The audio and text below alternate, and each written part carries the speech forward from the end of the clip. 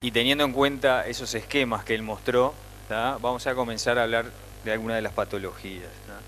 Y vamos a comenzar con el agujero de mácula. Por definición es un defecto en la totalidad o en parte del espesor de la retina neurosensorial, ¿tá? Se ve aproximadamente, se ve más frecuentemente en mujeres mayores de 50 años, puede ser bilateral alrededor de un 10% de los pacientes, y hay un mayor riesgo en pacientes sin desprendimiento de vitrio posterior, que como se mostró en algunas imágenes, forman parte de ese síndrome de tracción vitriomacular que pueden evolucionar a un agujero de mácula. La mayoría de los casos son idiopáticos, o sea que en realidad están vinculados con este síndrome de tracción vitriomacular, pero no se conoce exactamente la causa. Los primeros descritos eran traumáticos, pero en realidad se vio que más o menos son un 7, un 8% del total. Hay otras causas que pueden ser después de la cirugía de desprendimiento de retina, aunque la cirugía haya sido correcta y una buena evolución, un 6% pueden presentar agujeros de mácula en el posoperatorio. Los pacientes miopes también a veces presentan una sínquisis en la fobia, y eso finalmente puede terminar en un agujero de mácula. Y algunos procesos inflamatorios también, como la uveitis, los diabéticos y algunas retinitis. La etiopatogenia, como dijimos, hay una teoría traumática, ¿tá? Que fue la primera, digamos, que se estudió, una teoría cistoidea, ¿tá? En pacientes con edema macular cistoide pueden terminar haciendo un agujero de mácula. Y también se vincula a algunos medicamentos como la pilocarpina, la fenilefrina y el latanoprost.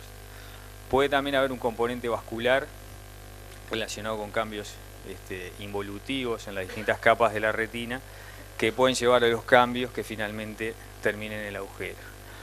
Y también tenemos la teoría de la tracción vitriomacular, que señala al vitrio como elemento favorecedor de este agujero, sumado a los procesos degenerativos e involutivos de la retina, que lleven a la pérdida del tejido en ese sector. La clasificación que se maneja habitualmente es la de GAS, ¿tá? Que tiene una fase 1 que consta de dos, el 1A y el 1B.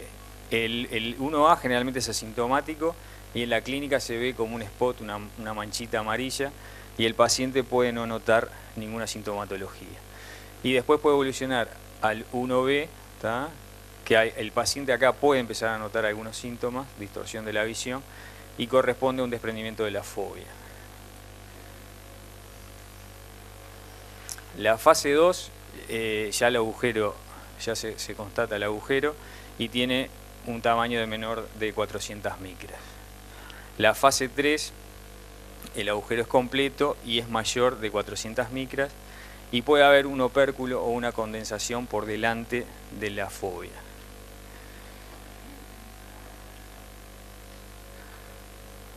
La fase 4, el agujero es completo y hay un desprendimiento del vitrio total. En estas fases anteriores siempre hay alguna tracción en el sector de la fobia.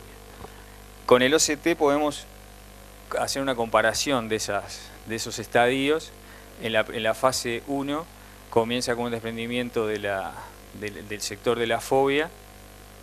La forma se mantiene hasta que finalmente este desprendimiento se hace mayor y también se pierde la integridad de la disposición normal de la fobia. El estadio 2 ya nos muestra el agujero, ¿verdad? Falta totalmente el tejido en esta zona. Y en el 2B hay persistencia de un opérculo. El estadio 3, como decíamos hoy, mide más de 400 micras y lo que ya empezamos a ver son zonas de hiporreflectividad, ¿verdad? Que son zonas de edema que se ven generalmente acá en los bordes. Y lo que, como se veía hoy también en otras imágenes, se ve el vitrio desprendido acá y un opérculo que persiste por delante. Y acá en el estadio 4, como dijimos, el agujero es total, el vitrio ya se desprendió totalmente y hay una elevación de los extremos de la retina, ¿no? Bueno, como decíamos, en la clínica el estadio 1 es asintomático, puede tener agudezas visuales muy buenas El estadio 2 comienza a relatar la metamorfopsia, que generalmente también se puede distinguir por el test de Amsler. Puede haber un escotoma relativo central, alteraciones en la sensibilidad del contraste y un descenso visual de la agudeza visual. El estadio 3, el signo de Watzke-Allen positivo, que para los más jóvenes proyectar un haz de luz vertical en la zona de la mácula, y el paciente va a relatar que en la zona central no ve, ve como cortada la línea. O se pueden proyectar un spot de láser en la zona central para ver si el paciente lo puede llegar a ver. El estadio 4, como decíamos, ya el agujero es de mayor tamaño, ya hay una mayor distorsión de la retina y por supuesto que la agudeza visual es menor. ¿Qué podemos hacer? Las pruebas diagnósticas son la angiografía fluorescénica y el OCT fundamentalmente. ¿Para qué nos sirven los estudios? Como mencionó el doctor Besio, eso es para hacer, primero para tener documentado, ¿tá? Sobre todo hoy con los problemas legales que están en boga, nosotros tenemos una manera de tener registrado qué patología tiene el paciente. Nos sirve también para seguir la evolución del paciente y para hacer los diagnósticos diferenciales. Uno de los diagnósticos diferenciales del agujero macular es el agujero parcial. Como decíamos hoy, por definición, cuando falta todo el tejido en esta zona es un agujero completo, pero a veces persiste en la base de esta lesión tejido retinial. Esto es un agujero incompleto o un agujero lamelar. Y la otra patología es el pseudoagujero, ¿no? Que muchas veces en membranas epirretinales, como vemos acá, se forma una estructura que parece que fuera un agujero de mácula, pero en realidad no lo es. Y vemos esta línea hiperrefringente que nos demuestra la presencia de la membrana epirretinal. Como decíamos hoy, la angiografía nos permite también hacer diferencias con el edema macular cistoide y las membranas neovasculares. Y el OCT la diferencia con el agujero lamelar y algunos quistes de retina, y nos permite estudiar la interfaz vitrio-macular. ¿Qué vemos en la angiografía? Bueno, va a depender un poco cómo estén los tejidos, ¿no? Según el estado del epitelio pigmentario, vamos a tener una angiografía normal o un defecto ventana. Puede haber un bloqueo parcial de la fluoresceína cuando la retina circundante al agujero está alterada o cuando hay líquido subretinal en la zona. Y lo otro que tenemos que tener en cuenta es que la hiperfluorescencia disminuye en la fase terminal del angiograma. Acá vemos una imagen típica, ¿tá? Que vemos la zona de hiperfluorescencia, que no aumenta, sino que va disminuyendo con la evolución del proceso. Y esta zona más oscura que circunda, que es normalmente donde se acumula líquido subretinal. Acá vemos imágenes similares y acá en este se ve un agujero más pequeño y que en la retina circundante hay disposición quística, digamos, del edema. Acá vemos también una zona de hiperfluorescencia, ¿no? Esta zona también, vemos también el edema que se acumula. Otra imagen similar. Estas son todas imágenes bastante similares. Y acá vemos con el OCT, como se dijo hoy, la posibilidad de medir el espesor, ¿no? De valorar cómo está el vitrio. Acá vemos todavía cómo persiste adherido, ¿tá? Y acá vemos un pseudo opérculo. Acá vemos que falta totalmente el tejido, o sea que es un agujero completo. Y también vemos en esta zona un quiste en el extremo de la retina. Este es un agujero típico, ¿tá? Este sería un estadio 4 porque ya el vitrio se separó totalmente. Falta completamente el tejido en esta zona y de vuelta la disposición quística a su alrededor. Otra de las tomas que vemos según por dónde va pasando el haz, ¿tá? Que nos puede llevar a confusión, porque si nosotros no enfocamos bien, ¿tá? No hacemos el diagnóstico del agujero, nos parecería que fue un edema, un engrosamiento de la retina. Acá vemos otra toma similar a la de hoy, acá se ve perfecto cómo el vitrio permanece adherido y seguramente si pasamos un corte por acá vamos a ver el agujero completo ahí. Acá vemos como una evolución de dónde va pasando el haz y cómo va cambiando la imagen, pero siempre se identifica la tracción vitrea. Acá continúa la tracción sobre este opérculo, ¿no? Y finalmente esta evolución termina con la rotura total. Acá lo que tenemos es un pseudo agujero, ¿no? Uno miraría así y diría, bueno, esto es un agujero, pero no. Vemos acá en la superficie la línea con reflectividad aumentada, que es la membrana epirretinal. Vemos estos bordes que son bastante nítidos y profundos, y esta es una de las características de los pseudo agujeros. Y la persistencia de tejido en la base de la lesión. Acá vemos otro pseudo agujero, hay una membrana epirretinal y esta disposición para hacer la diferencia con los agujeros completos. Otro más, acá se ve la tensión de la membrana epirretinal, cómo distorsiona la superficie de la retina.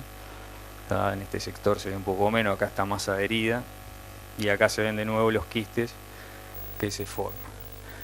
La evolución, bueno, para hacerlo rápidamente, el 50% en el estadio 1 hay probabilidad de que mejore espontáneamente. Eso va a depender del estado de la adherencia que haya entre el vitrio y esa zona. Un 35% evolucionará entre 3 meses y 4 años. ¿No? El estadio 2 ya hay rotura del foveolar, el espesor total. Empieza por un extremo y progresa en forma como abre latas. ¿No? El 84% de los pacientes progresarán al estadio 3. En estos casos ya se plantea la cirugía. De aquí en adelante, digamos, la cirugía se plantea, pero cuanto más evolucionado es el caso, digamos, más el pronóstico visual va a ser peor, ¿no? Bueno, de agujero macular dejamos por acá. Vamos a pasar a otro de membrana epirretinal. Martín.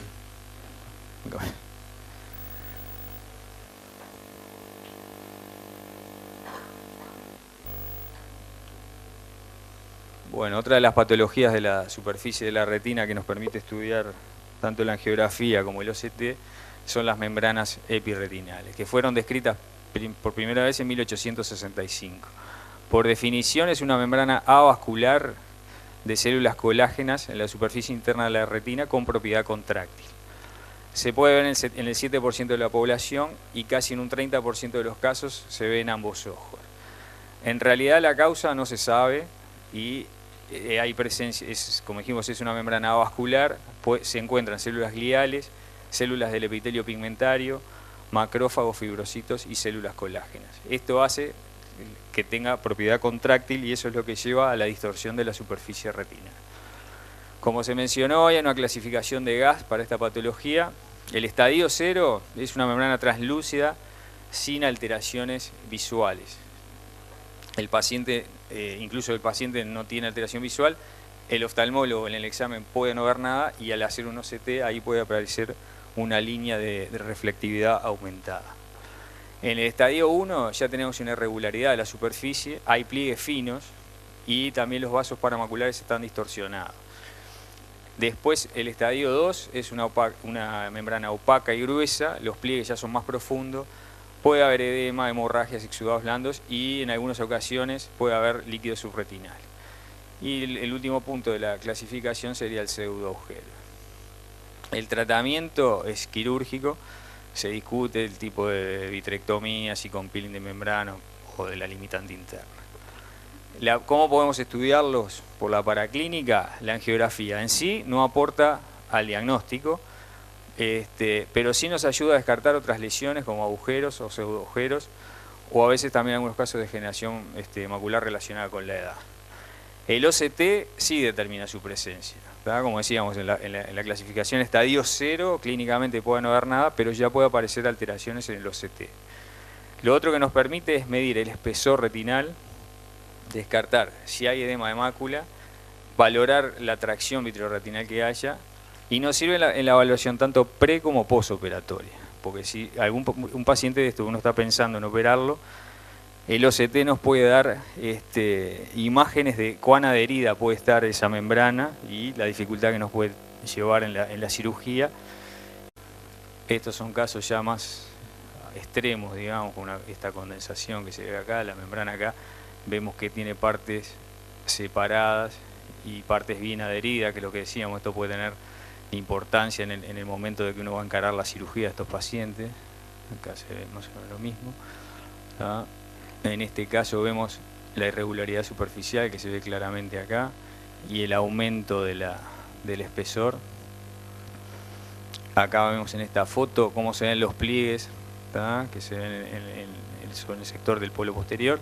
Y acá vemos cómo esta membrana se ve claramente y produce estos pliegues superficiales. Otro caso, ¿tá? Con mayor cantidad de edema. Este caso con una condensación que se ve claramente acá, ¿tá? Y acá se ve en el OCT. Otro caso similar, el mismo paciente, ¿tá? Se ve una gruesa membrana epirretinal. Acá también nosotros clínicamente podemos ver esto en el fondo de ojo y acá se constata perfectamente. Más casos del mismo. Acá vemos unos pliegues en el fondo de ojo. Vemos acá la irregularidad que se produce y una vez más la tracción que persiste a nivel vitriomacular. Acá vemos también otra toma de lo mismo, una membrana mejor adherida de este lado y acá el vitrio cómo se está separando. Los pliegues que se ven entre el vitrio, acá vemos la hialoides posterior y acá vemos la membrana, ¿no? Y por debajo de ella la retina arrugándose, digamos. ¿Listo? Ahí está.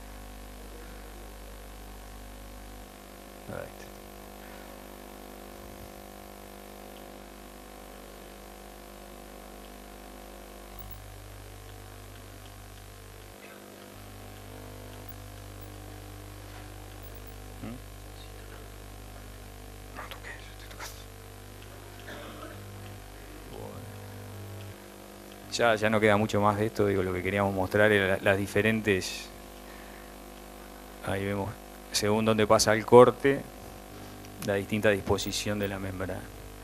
Otros ejemplos similares, y bueno, por acá dejamos con esta patología. Muchas gracias.